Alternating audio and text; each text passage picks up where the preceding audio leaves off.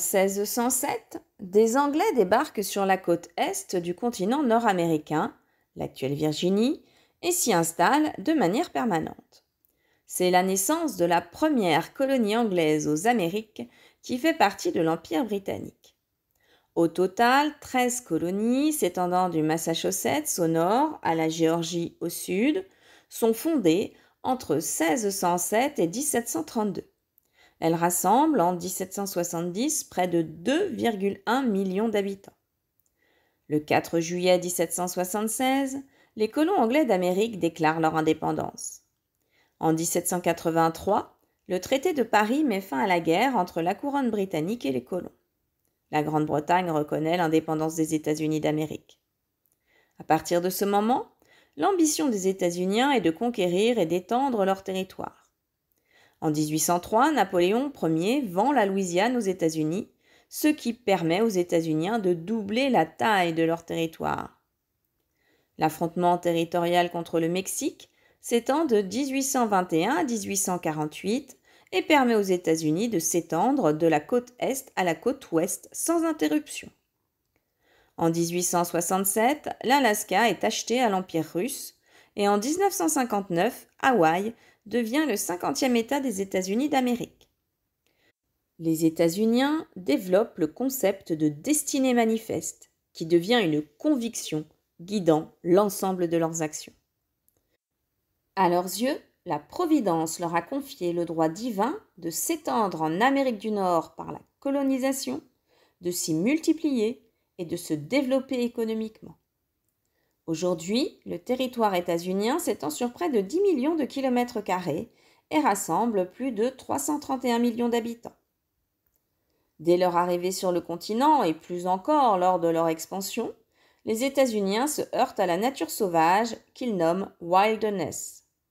Celle-ci constitue à la fois un espace à domestiquer et un réservoir illimité de richesses à exploiter. Les forêts sont déboisées, les marais sont asséchés, les terres sont clôturées, irriguées et cultivées. Dans leur entreprise d'expansion, ils se heurtent aux tribus indiennes qu'ils déciment, en même temps que les troupeaux de bisons qui constituent la base de l'alimentation de ces tribus.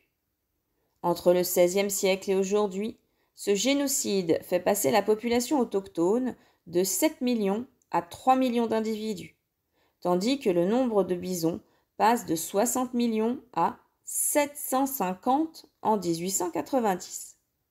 Aujourd'hui, la population de bisons atteint environ 250 000 têtes. En parallèle, le peuplement de l'ouest du territoire est soutenu par la fièvre de l'or qui est conjoint à la conquête de l'ouest.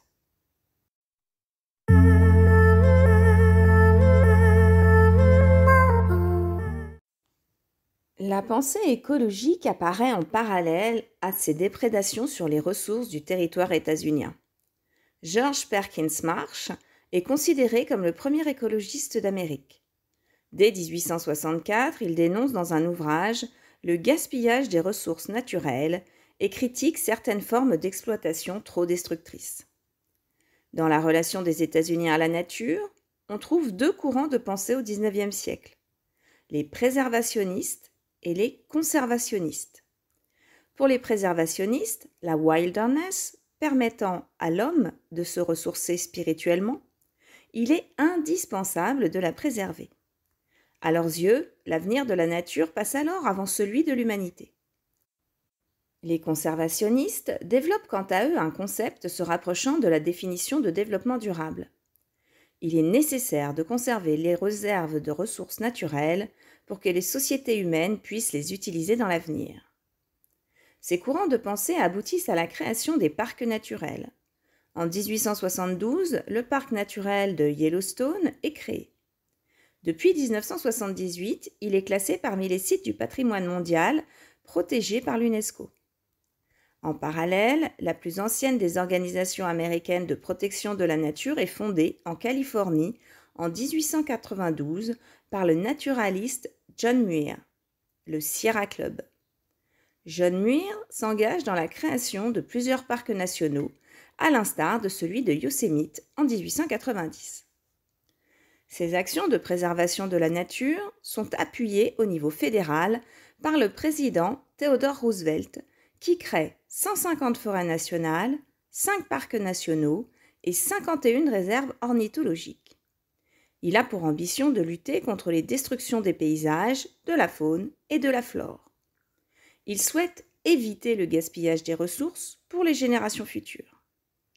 Lors d'un discours prononcé en 1909, le président Roosevelt affirme : « Avec la croissance constante de la population et l'augmentation encore plus rapide de la consommation, notre peuple aura besoin de plus grandes quantités de ressources naturelles. Si nous, de cette génération, détruisons les ressources qui seront nécessaires à nos enfants, si nous réduisons la capacité de notre terre à soutenir une population, nous diminuons le niveau de vie, nous enlevons même le droit à la vie des générations futures sur ce continent. » Au fil du temps, des agences gouvernementales ou non, ainsi que des ONG, sont fondées afin de préserver le patrimoine naturel et les ressources. Le National Park Service est une agence dépendante du gouvernement fédéral des États-Unis, créée en 1916 et chargée de gérer les parcs nationaux, les monuments nationaux et quelques autres propriétés historiques et zones protégées du domaine fédéral. Le président Richard Nixon fonde en 1970 l'Agence de protection de l'environnement des États-Unis, qui est indépendante du gouvernement des États-Unis. En outre du Sierra Club, on peut aussi citer l'organisation à but non lucratif Conservation International, créée en 1987. Celle-ci cherche à protéger la biodiversité, les espaces sauvages à forte biodiversité, ainsi que les régions maritimes importantes. Des lois fédérales sont aussi votées afin de préserver l'environnement et réduire les pollutions.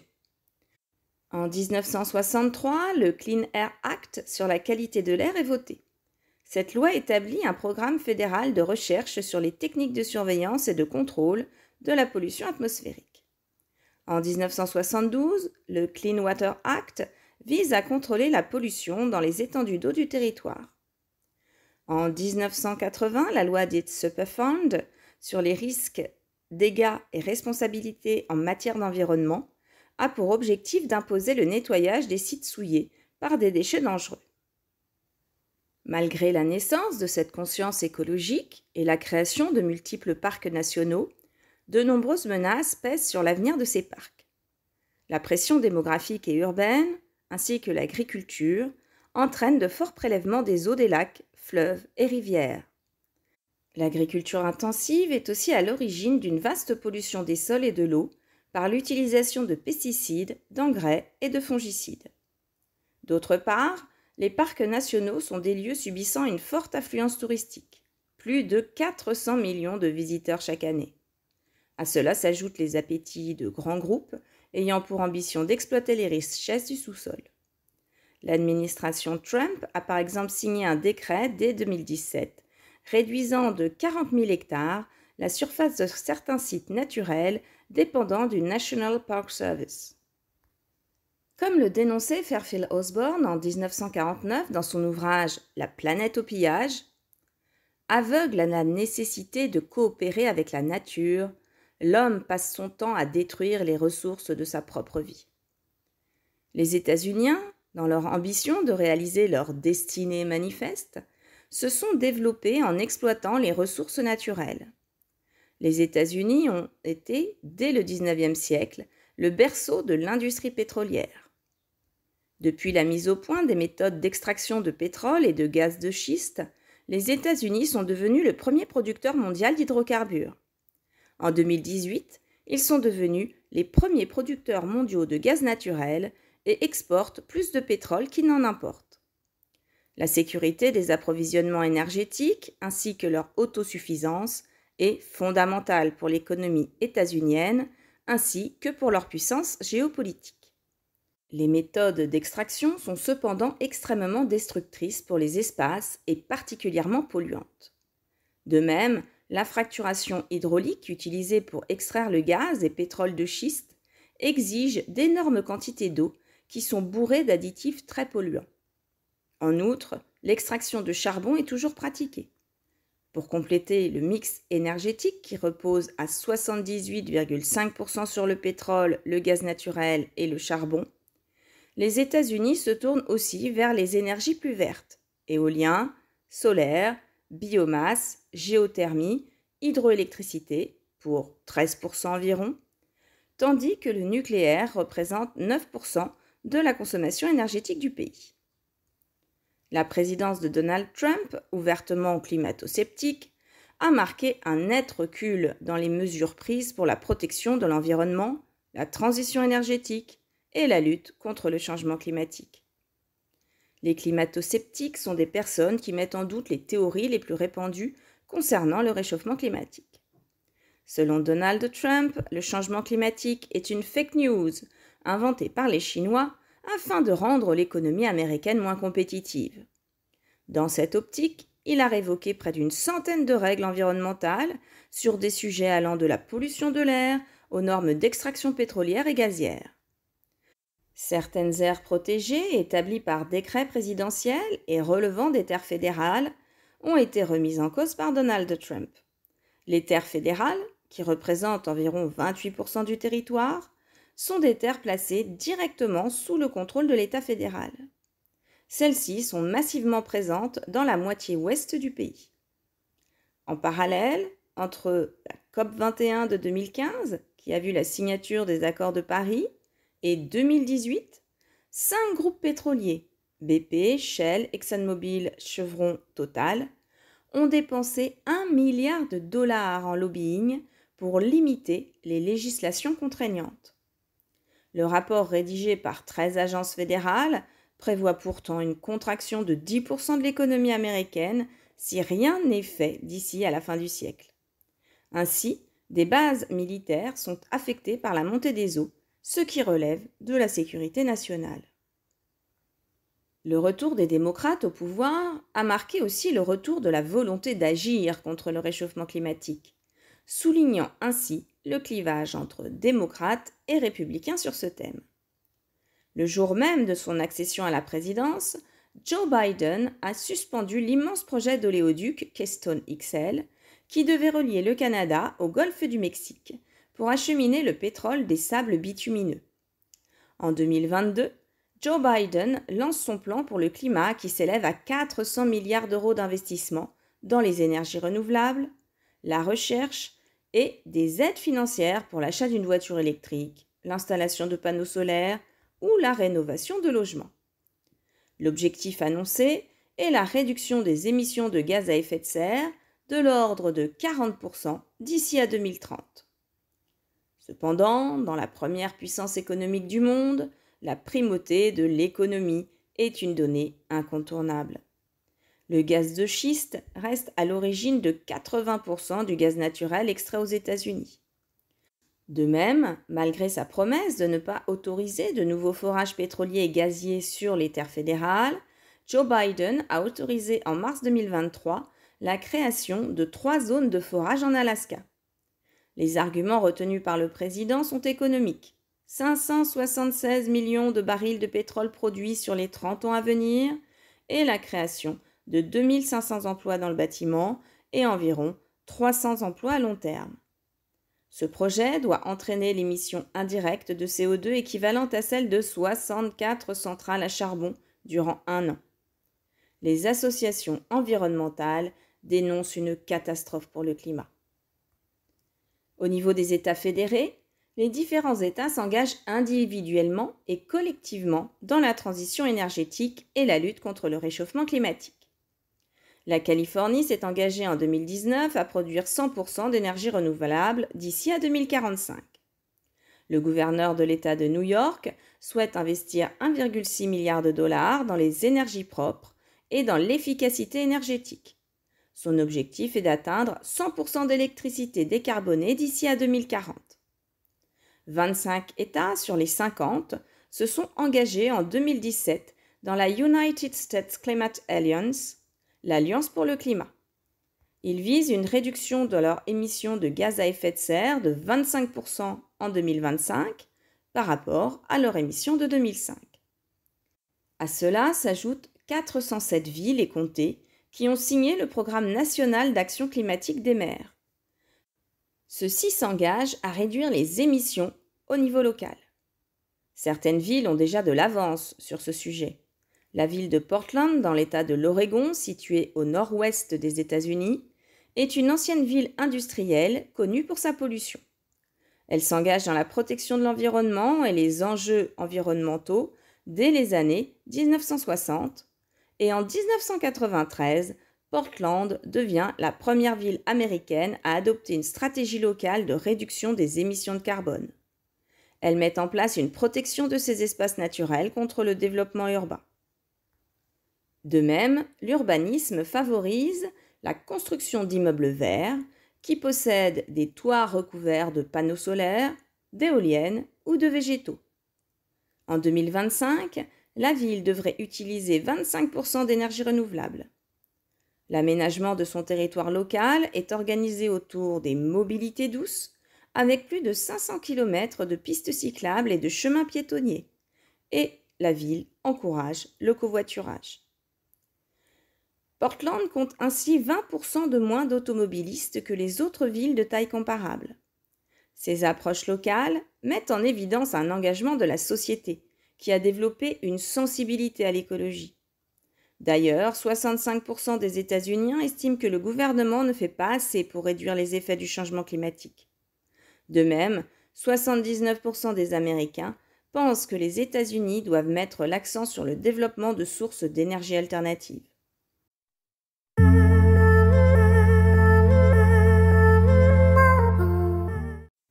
Les États-Unis sont les plus gros pollueurs de la planète avec la Chine. Mais rapporté en nombre d'habitants, les États-Unis rejettent plus de 2,4 fois plus de CO2 que les Chinois et près de 5 fois plus de CO2 qu'un Français, selon les données de 2019. Leur empreinte écologique est particulièrement importante, quelle que soit la donnée considérée.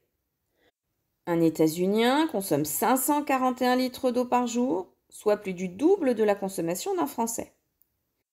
Sa consommation d'énergie atteint 6,8 EP par an et par habitant, soit quasiment le double de celle d'un Français, et sa production de plastique est la plus forte au monde, 130 kg par an et par habitant, c'est-à-dire le double d'un Chinois. De même, la pollution aux particules fines aux États-Unis, liée à l'augmentation du nombre de véhicules, à l'utilisation du gaz naturel ou encore à l'augmentation des feux de forêt, provoque 10 000 décès prématurés par an. Ainsi, il est évident que la lutte contre le changement climatique ne peut se faire efficacement au niveau mondial sans les États-Unis. Cependant, le gouvernement fédéral états-unien a une politique climatique fluctuante, selon que les républicains ou les démocrates sont au pouvoir. Si les États-Unis avaient signé le protocole de Kyoto en 1997, le président George Bush a refusé de ratifier en 2005. L'objectif de réduire de 6% leurs émissions de gaz à effet de serre par rapport à leur niveau en 1990 était considéré comme injuste et défavorable à leur économie. Des mesures restrictives étaient prévues par le protocole de Kyoto pour les pays industrialisés qui n'atteignaient pas les objectifs fixés, tandis qu'aucune sanction n'était envisagée pour les pays en développement. Pour le républicain George Bush, il s'agissait d'un avantage déloyal qui entravait la compétitivité des États-Unis. De même, la participation états-unienne à la COP 21 de Paris en 2015, signée par le président démocrate Barack Obama, a été révoquée par le président républicain Donald Trump en juin 2017. Celui-ci conçoit en effet l'accord de Paris sur le climat comme néfaste pour l'économie américaine. Son slogan de campagne, America First, résume à lui seul sa vision unilatérale du monde.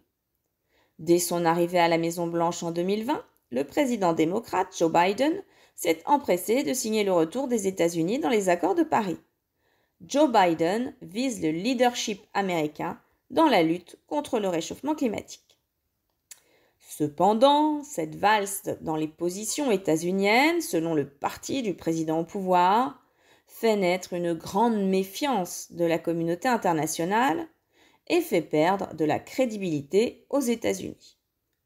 En outre, le désengagement du plus gros pollueur au monde des accords de Paris sous Donald Trump a encouragé des pays à revoir leurs ambitions à la baisse, à l'image de l'Australie, de l'Arabie saoudite et du Brésil, ou à ne pas réviser en 2020 leurs engagements dans la lutte contre le réchauffement climatique. L'attitude des États-Unis sur cette question est donc d'une importance vitale dans ce combat mondial. Les initiatives des États fédérés, des entreprises et de la société civile sont donc indispensables pour compenser les insuffisances du gouvernement fédéral. Par exemple, le gouverneur de Californie a annoncé en 2018 que la Californie aurait atteint 100% d'énergie renouvelable d'ici 2045 et 60% d'ici 2030. Un grand nombre d'acteurs se sont engagés dans le mouvement We Are Still In en réaction à la politique climato-sceptique de Donald Trump. Grâce à eux, les États-Unis ont réussi à atteindre 2/3 de l'objectif fixé par les accords de Paris, soit 17% de moins de gaz à effet de serre comparé à 2005. De plus en plus d'entités rejoignent le mouvement We Are Still In.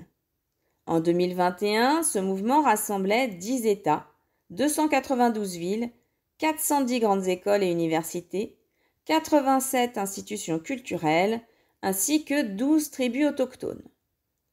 Les villes ont en effet une marge d'action non négligeable dans la lutte contre le changement climatique, dans la mesure où elles contrôlent tout ce qui concerne l'aménagement urbain, les normes de bâtiments et la délivrance de permis de construire, les transports publics ainsi que la gestion de l'eau. À ces acteurs s'ajoute la participation de 2290 entreprises, parmi lesquelles des géants de l'économie états-unienne tels Microsoft, Intel, Nike ou McDonald's. Sur le site du mouvement national, Microsoft s'engageait par exemple à réduire leurs émissions de carbone de 75% d'ici 2030 par rapport au niveau de 2013 et d'alimenter leurs data centers à 50% avec de l'énergie renouvelable d'ici 2018. Quant à McDonald's, la société s'engageait à réduire les émissions de gaz à effet de serre liées à leurs restaurants et bureaux de 36% d'ici 2030 par rapport à l'année de référence 2015.